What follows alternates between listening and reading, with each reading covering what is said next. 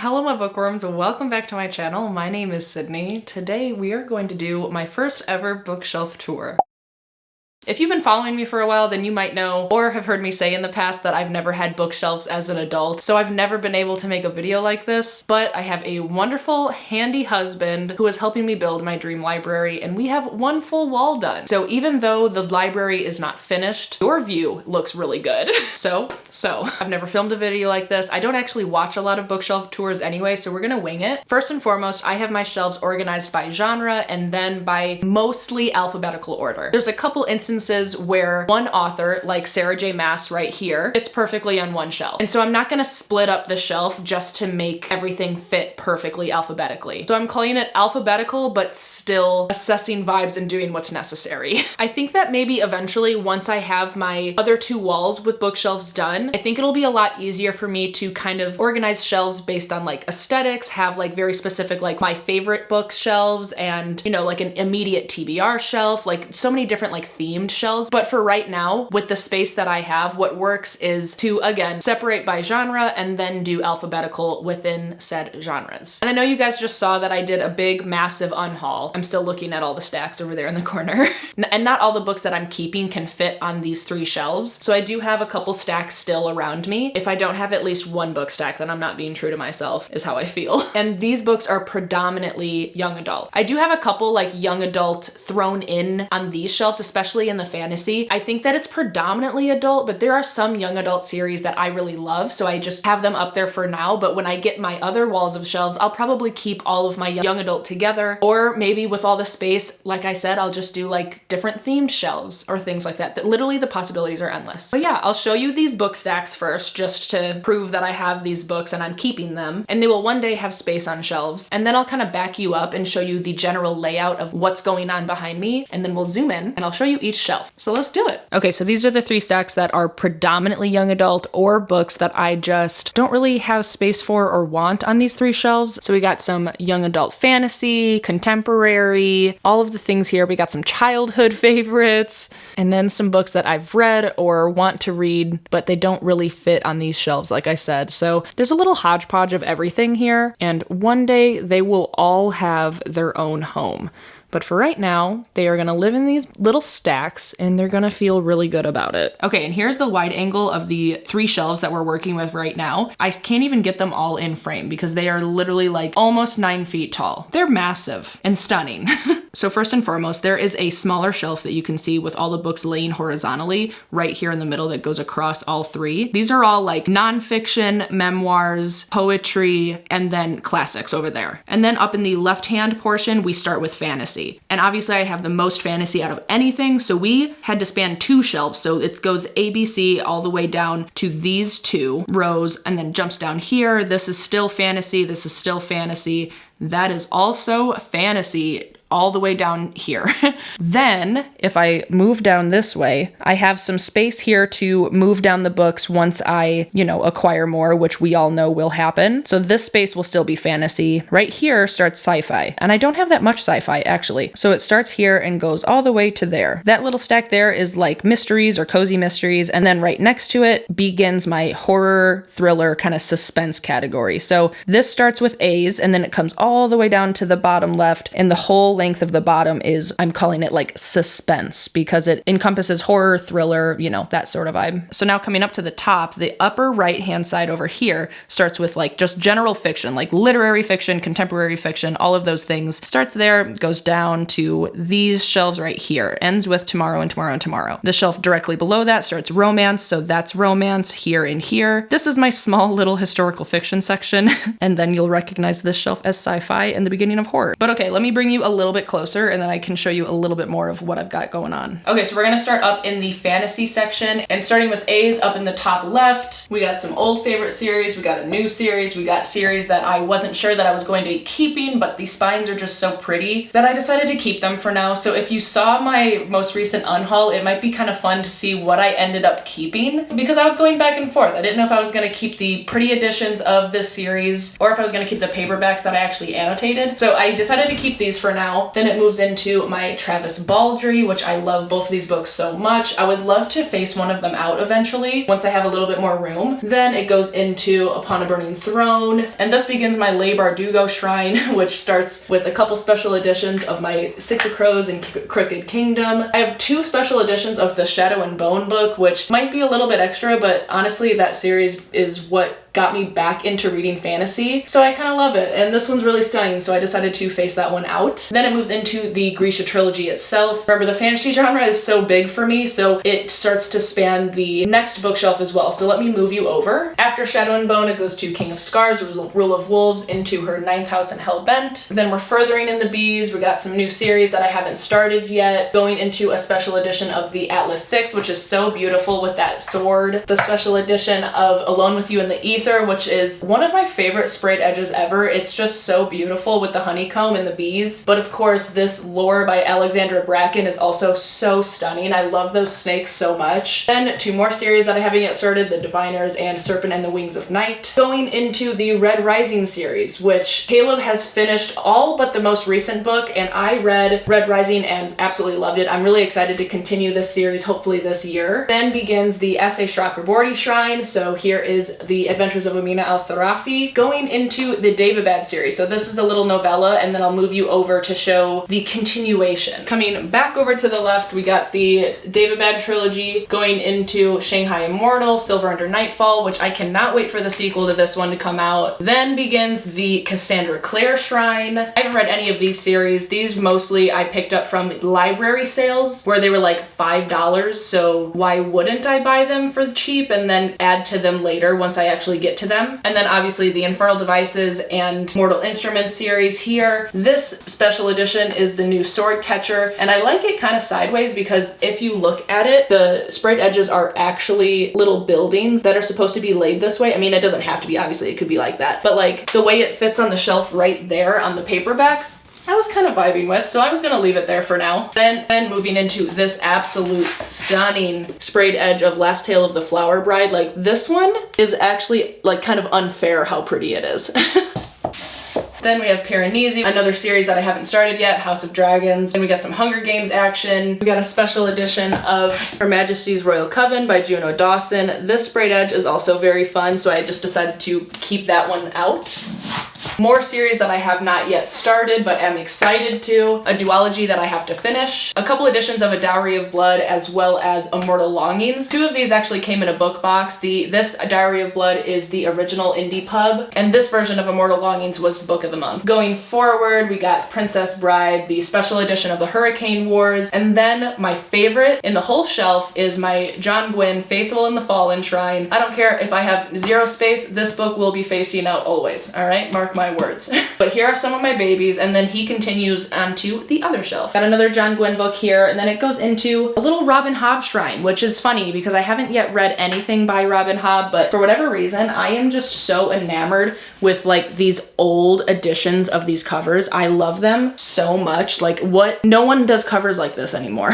And they should. So I've been on the hunt. As you can see, it's like half price books in the top always. Like I've been thrifting these as much as I can. So that's been fun. I plan to get into Robin Hobb a little bit more this year, perhaps. I mean, I keep saying that, and you know, I hope that it's true. Going further, another series here, and you know, all of these here that I have not started yet. The start of this series is by James Islington. I think that's how you say it. I will also have his other, The Will of the Many, stashed right here after that. Then, like I said, here's a couple series that I haven't started, but it's N.K. Jemisin, going into some T. Kingfisher, T.J. Klune, which I haven't read anything by him, but you know, I have it. Small little R.F. Kuang shrine with 2 editions of Babel, and then the Poppy War trilogy. It's just so amazing to me that this sprayed edge looks literally identical to the actual painted, printed spine. It has so much detail and it's so stunning. Then directly next to the Poppy War series, we have the beginning of the Sarah J. Maas shelf, which, like I said earlier, everything is alphabetical besides for this shelf. So mass is pretty close to where it would be alphabetically, but also I wasn't gonna break up all of these books that fit so perfectly onto one shelf. So, you know, this is what we're doing. Quite a few editions of the Crescent City series, because it kind of is my heart and joy, especially the special editions right here. I love them. I think I'm gonna do a whole video with like going through my special editions, but for now, here they are. They're beautiful. We got ACOTAR series, and this is actually a remake of Feyre's Tiara that I used in a cosplay recently, and it was it worked really well. It was really fun. Then obviously the Throne of Glass series. I'm actively reading Queen of Shadows, so that's why there is a gap here. I mean, back over to the left, we have Fonda Lee, the Greenbone Saga, which is absolutely stunning. I think eventually I will get the hardcover of Jade City, but this one is heavily annotated and it's just fun to keep. So even if I do get the hardcover edition of Jade City, I won't get rid of this because it's always so fun to look back at your annotations. At least for me it is. Then we have a couple J. Kristoffs. This special edition, I love that spine a lot. Going into a lot more series that I have not started, but am very excited to eventually. Moving into the Shannah Maguire section with all of these books. I really love how the small Wayward Children's books look. It's so cute. And then of course we have Stephenie Meyer. This is my original book of Twilight, actually. I lost the dust jacket forever ago, but this was the OG hardcover that I read when I was a wee child, and the original paperback, and then I lost or got rid of the other ones, the rest of the series. I don't know what happened. I was little. I don't remember anything. But then I have the white editions of the rest of the series. I also have these two books in the white covers as well, but just for the memes, I decided to put these two books up instead. Then I have The Host, which I've never actually read it. I know I tried multiple times growing up, but I could never get through the first 100 pages. Like, I literally just keep it because it just reminds me of my childhood, and I don't know, like, in a good or bad way, but like, I just can't get rid of The Host. I haven't even finished it. I don't know if I ever will, but I can't get rid of it. All right, I can't. Here's Midnight Sun as well to finish off the Stephenie Meyer section. Then we got Circe, Ordinary Monsters, Starless Sea, which is beautiful. More series, one standalone, which I did read and really liked. I'm quickly realizing that the majority of fantasy books are actually series, and that's pretty alarming. That scares me. But I love this first book, Crown of Feathers, and I really am excited to continue to read that one, as well as Rebecca Roanhorse. Going into Brandy Sandy. So we have Trust of the Emerald Sea, which is the special edition, which I absolutely love. And the Stormlight Archive. Brandon Sanderson is another author that I want to have a designated shelf for, but for right now we have the Stormlight Archive here, and then I'll move you over to show you the rest of them. Finishing off with the other two special editions from the Secret Works. I do also have the Frugal Wizard's Guide, but I DNF'd that book this year and I don't really want it on the shelf right now, so it's in one of those stacks over there. Then we got a bunch of UK covers of the Mistborn series and a couple old ones like Warbreaker and Elantris. I just really like the UK covers in these books way more than the US ones, so I definitely got those. We got one book here to break up the Brandon Sanderson and V.E. Schwab shrines. So here begins all of the V.E. Schwab books. We have a little Lila Bard here, a couple editions of Invisible Life of Addie LaRue, two sets of the Darker Shade of Magic series, the collector's editions and the original paperbacks, which I annotated to heck. And then of course the early ARC edition of Fragile Threads of Power that I just will always hold near and dear. I just will never get over the fact that I got it. It makes me so happy every time I look at it. Then we have Samantha Shannon with A Day of Fallen Night, and it continues into the next section. Samantha Shannon again starting here into the Bone Season. These are the only three I have right now, but I will be continuing and finishing that series. We got some special editions of the Scythe trilogy, which me and Kayla both loved. A couple more special editions, more series that I have not yet started. And then we got a couple YAs that actually lined up together at the very end of the stack, which is interesting, but really liked Strange the Dreamer and really liked the Ember in the Ashes series. Most of my YA will be together on shelves over on the other walls, but for right now, I like them here. I'm gonna keep them here. We're into some Ning Vo and then a cozy fantasy with Can't Spell Treason Without T. Then finishing off the fantasy with this last little shelf, we got some Rebecca Ross, Patrick Rothfuss, Evan Winter, Sword of Kaigan, The Black Prism, Foxglove King, and then some Rebecca Yarros action here. I actually don't know where my original Fourth Wing with the sprayed dragons are, but they're somewhere around here. Probably downstairs. Spells for Forgetting and Iron Widow to close off the fantasy shelves. Thus begins our sci-fi journey with Chain Gang All-Stars, some Becky Chambers, Sleepwalk, Ready Player One, Going into the Expanse series, these are the only 3 I have right now. We got some Blake Crouch, one of my favorites, This Is How You Lose the Time War, which I would love to have facing out eventually. Dune, which I DNF'd but Kayla loved, and it's a really pretty edition with the blue sprayed pages, so you know, I'll keep it. Couple here going into one of my favorite series and one of Caleb's favorite series, some Emily St. John Mandel, Sleeping Giants, Tamio, as well as Remarkably Bright Creatures. Coming into more Brandon Sanderson, but make it sci-fi. Sequoia Nagamatsu, moving all the way into more Jeff Vandermeer, some Ning Vo, Andy Ware, Martha Wells, you know, the whole 9 yards. Then this is just a little like mystery stack. Finlay Donovan is Candlebeat. It might be considered a thriller, I don't really know, but I've also heard that it's a cozy mystery, so I went ahead and just made a little like mystery stack here to separate the sci-fi from the beginning of my suspense like horror thriller genre, which right here, I mean, hey, there's a couple of my favorites. We got Our Wives Under the Sea, then moves into Mona Awad, which I absolutely adore. All of My Babies there, got some S.A. Barnes, Writing Retreat, Tender as the Flesh, you know, the gang's all here. The horror and suspense genre continues at the very bottom of the shelves, going across this way. Here's a little look at what is on this shelf. And this one right next to it. Similarly with the Robin Hobb books, I kept finding like old editions of the Stephen King books. And some of these covers are just like sort of iconic. Some of them are just like interesting. I don't know. Will I ever read them? Have I even loved a Stephen King book? No. More thrillers and horror continue here. And then this bottom shelf is the last thriller horror that we got going on. Quite a few that I haven't yet read, some favorites here and here. Oh, and over here.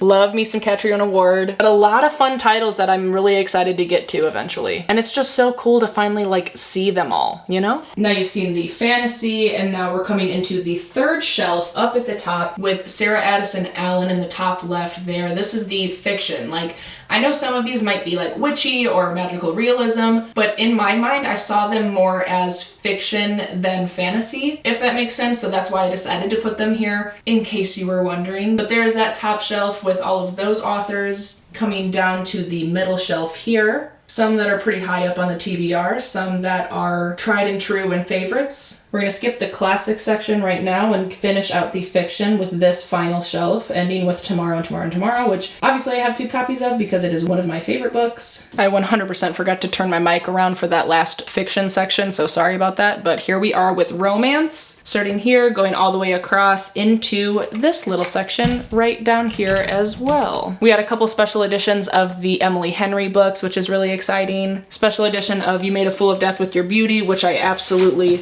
love this book. Then going down into my small little historical fiction section. Then I'll show you all the nonfiction books I got going on. A lot of these are self-help, memoirs, just nonfiction books in general. Here's that shelf. Moving into the last little bit of nonfiction. I know In the Dream House is actually, I think, fiction, but it's like tied in with real life things, which some of these memoirs are as well, actually. But I decided to leave it here for now. This is moving into some poetry, lots of poetry, actually, including this special edition of Edgar Allan Poe. Moving into my small, cute little classics section.